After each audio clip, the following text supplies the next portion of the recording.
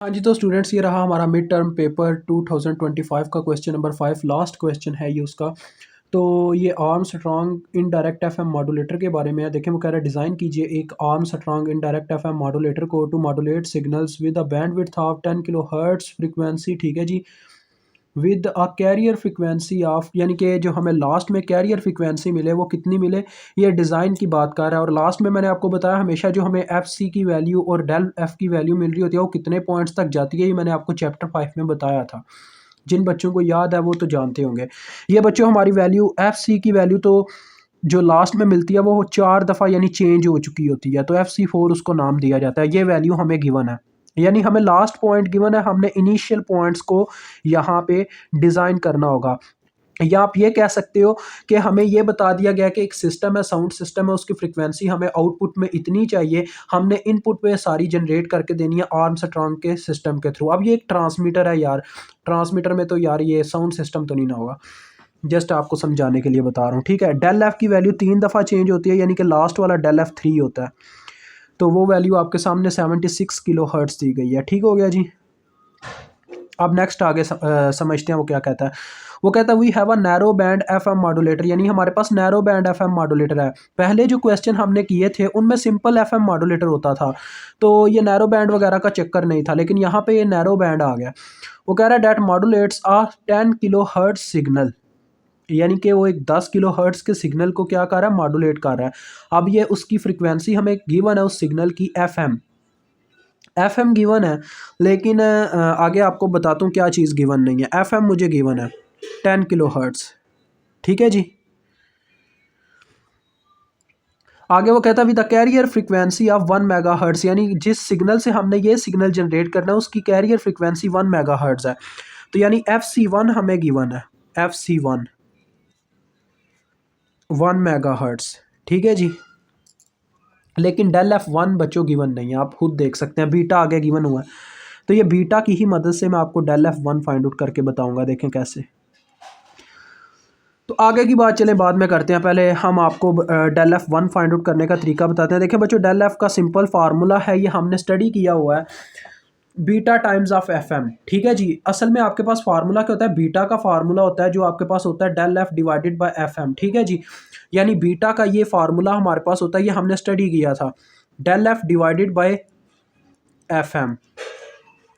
तो होता क्या है, सिंपल सी बात है, डेल एफ फाइंड आउट करना है तो एफ एम उधर जाके मल्टीप्लाई हो जाएगा और मेरे पास फार्मूला बन जाएगा डेल एफ वन का, क्योंकि मुझे डेल एफ यानी स्टार्टिंग वाली फ्रिक्वेंसी चाहिए, चेंज इन फ्रिक्वेंसी, तो that's why del F one is equal to आ जाएगा beta times of F M. अब वैल्यूज़ पुट कर दो, 0.02 मल्टीप्लाई विद 10 किलो हर्ट्स, यानी 10,000, इसको मैं चाहूँ तो लिख सकता हूँ, यही है ना, हाँ जी।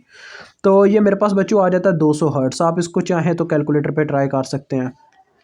मैंने इस लेक्चर की स्क्रिप्ट के लिए इसको पहले ही ट्राई किया था, तो मुझे थोड़ी बहुत कैलकुलेशन याद है। ठीक है, ये है बहुत इजी क्वेश्चन। देखें आपने वो चीज़ें फाइंड आउट कर ली हैं जो आपको चाहिए थी, अब सारा वही पुराना सुनैलियो है जैसे कि हम चलते आते हैं। अब इसमें देखें जो हमें रेंज बताई गई है फ्रिक्वेंसी की, यानी कि जो हमारे पास LC ऑसिलेटर लगा होगा बीच में, जिसमें हमें फ्रिक्वेंसी का थोड़ा सा गैप देना होगा, फ्रिक्वेंसी एडजस्टेबल फ्रिक्वेंसी का गैप होता है वो, तो वो हम कैसे दे सकते हैं, 15 से 20 मेगा हर्ट्ज तक की फ्रिक्वेंसी में। तो लिहाजा इसके कंपोनेंट्स में आपको पता क्या क्या शामिल होगा, जैसा कि मैं प्रीवियस क्वेश्चंस में बताता आ रहा हूँ आपको। सबसे पहले हमारे पास 2 फ्रिक्वेंसी मल्टीप्लायर होंगे, ठीक है जी, और उन्हीं के दरमियान में एक कंपोनेंट लगाया जाएगा फ्रिक्वेंसी कन्वर्टर, जो क्या करेगा, लोकल ऑसिलेटर को उसकी फ्रिक्वेंसी में यानी कि दखल अंदाजी देने की इजाज़त देगा। जस्ट आप इस तरह से समझ सकते हैं। अब हमें बता दिया गया है कि क्या हमारे पास इनपुट है, हमारे पास यानी कि क्या कह लें रिसोर्सेज अवेलेबल हैं और हमने हासिल क्या करना है। ठीक है जी, ये चीज़ें बता दी गई हैं, जस्ट डिज़ाइन का अब काम शुरू किया जाता है। तो चलें, सबसे पहले नंबर पे आपको पता है जो शेप है, जैसा कि मैंने आपको बताया, डायग्राम कुछ इस तरीके की है, पहले ही मैं डायग्राम ड्रा कर देता हूँ। ठीक है जी, मल्टीप्लिकेशन वगैरह लिखना तो मसला नहीं है ना। सबसे पहले नंबर पे हमारे पास 2 मल्टीप्लायर्स हैं, फ्रिक्वेंसी मल्टीप्लायर। ठीक है, फ्रिक्वेंसी मल्टीप्लायर।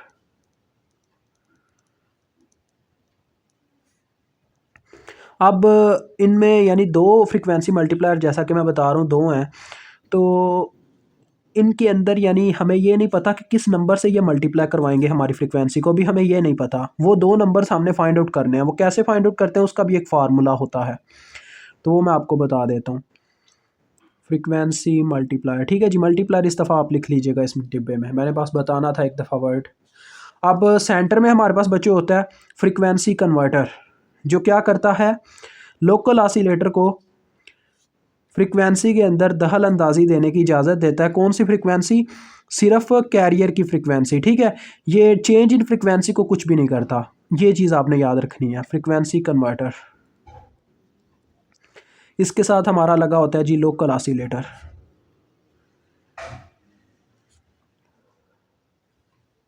ये इसके साथ लगा हुआ है लोकल ऑसिलेटर। लोकल ऑसिलेटर की आप यहाँ पे रेंज तो देख सकते हैं कि कितनी दी गई है। उसने बताया कि इसकी फ्रीक्वेंसी आप 15 से 20 मेगाहर्ट्ज़ तक सेट कर सकते हो, लेकिन वो कितनी होगी इस रेंज के अंदर होनी चाहिए, लेकिन वो कितनी होगी वो हमें खुद फाइंड आउट करनी है। तो ये मैंने डायग्राम को सेटल कर दिया, बस जस्ट अब नंबर्स लिखने की बारी है। इसके बाद यहाँ से हमें डायरेक्ट क्या होगा जी, आउटपुट मिलेगी, और आउटपुट को मैं यहाँ पे खींच के लेके जा रहा हूँ।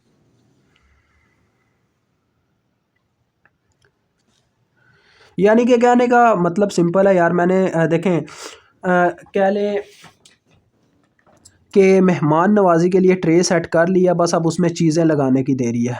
तो चलें आए स्टार्ट करते हैं। सबसे पहले इसको दिया जाएगा हमारा इनपुट क्या है जी, FC1 दिया जाएगा। FC1 कितना बच्चों आपके पास है 1 मेगाहर्ट्ज़, ठीक है जी। और दूसरे नंबर पे आपके पास क्या है, डेल F1 है, जो आपके पास कितनी है 200 हर्ट्ज़, ठीक है जी। और उसके बाद आउटपुट भी आपको पता है, आउटपुट में आपके पास FC4 है, ये आपकी आउटपुट है। FC4 है जो आपके पास कितनी है बच्चों, FC4 आपके पास 94.3 मेगाहर्ट्ज़ है। अब जिन बच्चों को इसका सही तरीका नहीं पता होता इस क्वेश्चन को करने का, उनके आंसर गलत भी आते होते हैं। और डेल F3 है, ठीक है बच्चों।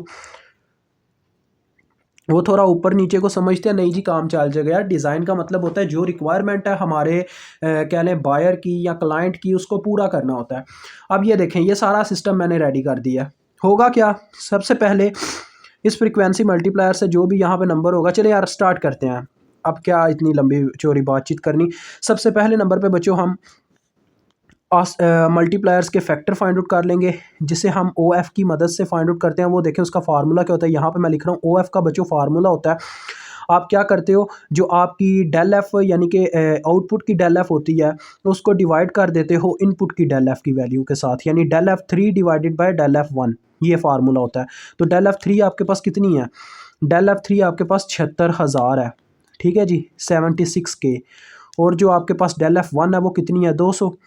तो इसको अगर हम सॉल्व करें तो ये कितना आ जाएगा, इसको मैं यहाँ पे करता हूँ क्योंकि ये जगह मेरे पास कह लें फालतू पड़ी हुई है, तो काम आएगा।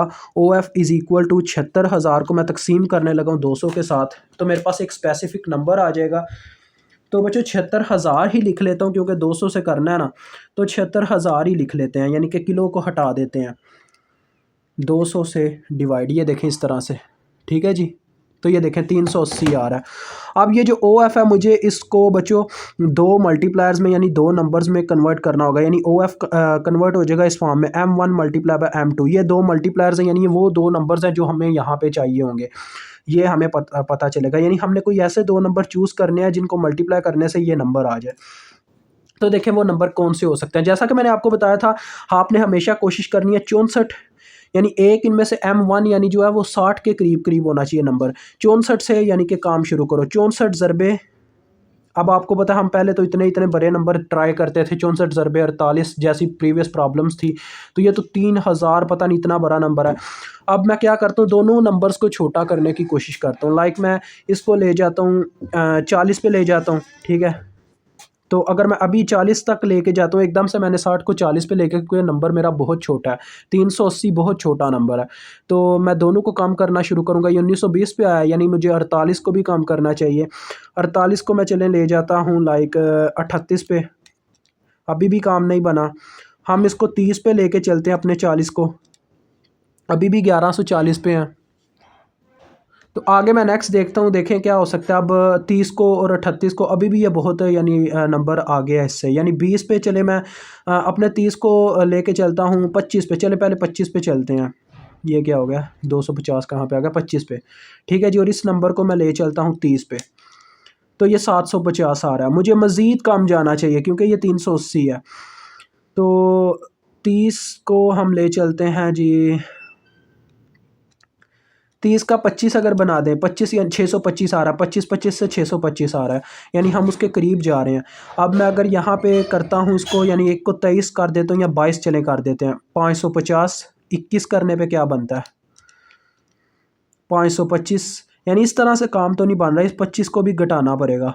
इसको मैं लेके चलता हूँ लाइक 22 पे ले चलता हूँ, 462, काफ़ी करीब आ गए हम, यानी कि हम मल्टीप्लायर्स यानी इन दो नंबर्स के काफ़ी करीब हैं इनकी वैल्यूज़ के। तो लिहाजा मैं नेक्स्ट आगे बढ़ता हूँ, 22 को ले चलता हूँ 20 पे, तो 420 पे बच्चों हम आ चुके हैं। अब मैं क्या कर सकता हूँ, अगर मैं 20 को लेके चलता हूँ 19 पे, 399। अगर मैं इसको लेके चलता हूँ 18 पे, 378। नहीं जी, ऐसे काम नहीं बन रहा। 380 और 378, ये काम नीचे चला गया। हमें क्या करना होगा, हमें इसके साथ कुछ छेड़छाड़ करनी चाहिए। 20 करते हैं, 360, अभी भी काम नीचे चला गया, यानी इनमें से किसी एक की वैल्यू बढ़ानी चाहिए। 20 को अगर मैं 21 करके देखता हूँ तो मुझे नज़र आया मेरी वैल्यू नीचे जाती है, 378 पे जाती है, यानी 20 को तो कुछ करने की ज़रूरत नहीं है, 20 को एज इट एज़ रहने देते हैं और इसको कुछ करने की कोशिश करते हैं। 19 करके देखते हैं, तो ये देखें 20 और 19 380 लाते हैं, यानी M1 और M2 की वैल्यू आपको मिल चुकी है, 20 और 19। मेन यही चीज़ होता है बच्चों, और कुछ भी नहीं होता इसमें।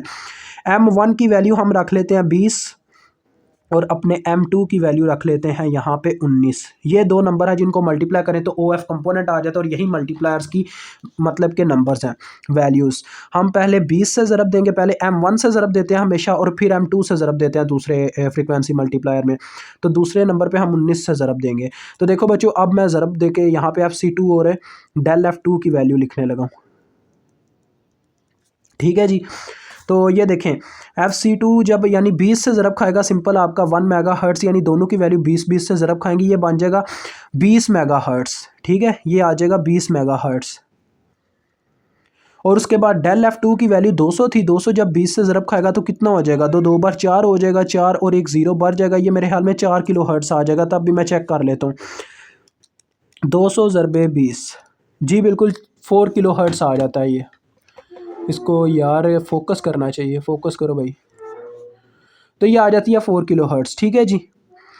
अब मसला क्या है, मसला यहाँ पे लोकल ऑसिलेटर की फ्रीक्वेंसी का। हमें ये नहीं पता कि इसकी रेंज, हमने इस फ्रीक्वेंसी में जो ये रेंज दी गई है 15 से 20 मेगाहर्ट्ज़ तक की, हम इसमें से कौन सा नंबर चूज़ करें हमें नहीं पता। तो बच्चों जैसा कि मैंने आपको बताया था, ये इफेक्ट किसको करती है, सिर्फ FC3 की वैल्यू को। ये सिर्फ FC3 की वैल्यू को इफेक्ट करेगी, डेल F की वैल्यू एज इट एज ही रहेगी, यानी ये डेल F2 को कुछ नहीं कहेगी, del F2 value as it as यहाँ पे आ जाएगी, सिर्फ FC3 की वैल्यू चेंज होनी है, यानी FC2 चेंज हो जाएगा FC3 की फॉर्म में। तो मैं आपको बताता हूँ कैसे हासिल किया जाता है इस वैल्यू को। देखें ये आपके पास आ गया 4 kilohertz as it as. अब बच्चों देखें, आपको साफ नज़र आ रहा है कि यहाँ पे आपको जो भी FC3 की वैल्यू मिलनी है, जो भी मिलनी है, उसने 19 से ज़रब खानी है और आपके पास FC4 आ जाना चाहिए, यही बात है ना।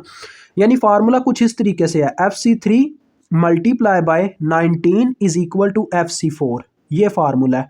तो मैं यहाँ से FC3 की वैल्यू नहीं निकाल सकता, मैं निकाल सकता हूँ यार, यही मैथ है। ऐसे ही मैंने प्रीवियस में भी कहा था प्रॉब्लम में। तो देखें FC3 की वैल्यू निकालने का फार्मूला, यानी ये हम मैथ इसको कहते हैं। अभी मुझे FC3 की वैल्यू नहीं पता कि यानी यहाँ से चेंज होके क्या निकलेगी, यहाँ पे क्या फ्रीक्वेंसी हम सेट करेंगे, लेकिन मैं FC3 की वैल्यू निकाल लूँ तो मैं यहाँ पे फ्रीक्वेंसी भी सेट कर सकता हूँ। देखें कैसे, पहले नंबर पे तो FC3 की वैल्यू निकाल रहा हूँ कि ये 19 से बाद में इस वैल्यू ने 19 से ज़रब खा के FC4 दे देनी है, जिसकी वैल्यू मुझे ऑलरेडी पता है, उसका इस्तेमाल करते हुए मैं FC3 की वैल्यू निकाल सकता हूँ। तो FC4 की वैल्यू कितनी है, 94.3 मेगा, ठीक है जी। इसको डिवाइड किया जाएगा, 19 से 19 यहाँ पे ज़रब हो रहा है, उधर जाके डिवाइड हो जाएगा, तो आपको वैल्यू मिल जाएगी अपने FC3 की। ये आपका रफ अमल है बच्चों, ये वाला हिस्सा।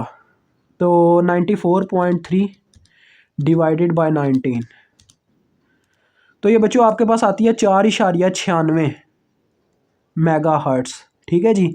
ये आपके पास इसकी वैल्यू आती है 4.96 मेगा हर्ट्ज़। आप इसको ट्रिकी मेथड कह सकते हो मेरा, या कह सकते हो शायद होता ही इस तरीके से हो, क्योंकि ये बताया नहीं किसी ने समझाया ही नहीं हुआ इस चीज़ को। तो मैं इस चीज़ के बारे में बात नहीं कर सकता। ये जस्ट मैंने कह लें जब मैं समझ रहा था इस चीज़ को तो मैंने ये मेथड ढूंढा था। FC3 मिल गया आपको। अब आपने क्या करना है, लोकल ऑसिलेटर की यहाँ पे यानी ये फ्रीक्वेंसी कन्वर्टर करता क्या है असल में। फ्रीक्वेंसी कन्वर्टर बच्चों पता क्या करता है, फ्रीक्वेंसी कन्वर्टर यहाँ पे कुछ फ्रीक्वेंसी सेट करता है, यानी इसकी जो रेंज होती है जो कि हमें दी गई है 15 से हमने 20 मेगाहर्ट्ज़ के दरमियान कोई नंबर यहाँ पे सेट करना है, ठीक है। यानी 15 भी सेट हो सकता है, 20 भी हो सकता है, इनके बीच में भी कोई सेट हो सकता है, इसके अलावा नहीं कोई हो सकता। अब यहाँ पे कोई ऐसा नंबर सेट हुआ था जिसने इसकी फ्रीक्वेंसी इतनी यानी कम कर दी। ये क्या करता है, फ्रीक्वेंसी को कम कर देता है, FC की यानी कैरियर की फ्रीक्वेंसी को कम कर देता है। तो लिहाजा बच्चों अगर मुझे लोकल ऑसिलेटर की फ्रीक्वेंसी का पता लगाना है कितनी है, यानी LO लोकल ऑसिलेटर की फ्रीक्वेंसी का पता लगाना कितनी है, तो सिंपल सी बात है, FC3 की यहाँ पे जो भी वैल्यू आई है वो मुझे कैसे मिली है, जब FC2 में से ये नंबर माइनस हुआ है। यार अब आप लोग पता नहीं कहाँ पे फंसे होंगे, चलिए मैं आपको बताता हूँ। FC3 की वैल्यू मुझे कब मिली है, जब FC2 में से लोकल ऑसिलेटर की फ्रीक्वेंसी माइनस हुई है, मैं ये कहना चाह रहा हूँ, ठीक है, समझिए मेरी बात को, ये चक्कर है। तो लिहाजा इस लिहाज से देखा जाए, फार्मूला बनाया जाए लोकल ऑसिलेटर के लिए तो क्या बनेगा, LO देखें उधर चला जाएगा प्लस में हो जाएगा, और FC2 या FC3 इधर आके माइनस हो जाएगा, यानी फार्मूला बन जाएगा FC2 माइनस FC3। ये फार्मूला आपके पास आएगा। तो देखें FC2 की कितनी वैल्यू थी, 20 मेगाहर्ट्ज़ थी, जिसमें से 4.96 आप माइनस करो तो आपको पता चल जाएगा कौन सा नंबर यहाँ पे सेट हुआ था फ्रीक्वेंसी का। तो ये मैं आपको करके दिखा देता हूँ, ये देखें 20 माइनस 4.96, तो ये देखो बच्चों 15.04 नंबर आता है यहाँ पे आपका, यानी कि ये आपके पास यहाँ पे कितनी फ्रीक्वेंसी सेट थी, 15.04 मेगाहर्ट्ज़, और ये उसके बीच में आता है कि नहीं, इस रेंज के बीच में आता है। लें जी आपका सर्किट डिज़ाइन है, मुझे उम्मीद है आप समझ गए होंगे ये क्या चक्कर था। इतना आसान था, देखें कुछ भी इसमें मुश्किल नहीं था। अगर अभी भी आपको कोई परेशानी है तो आप मुझसे व्हाट्सएप पे रब्ता कर सकते हैं, ठीक है। तो ये आपका क्वेश्चन यहाँ पे सॉल्व होता है। हम मिड टर्म के पेपर में से 25/25 नंबर हासिल करते हैं, बिकॉज हमने के क्वेश्चन को बिल्कुल ठीक तरीके से किया है।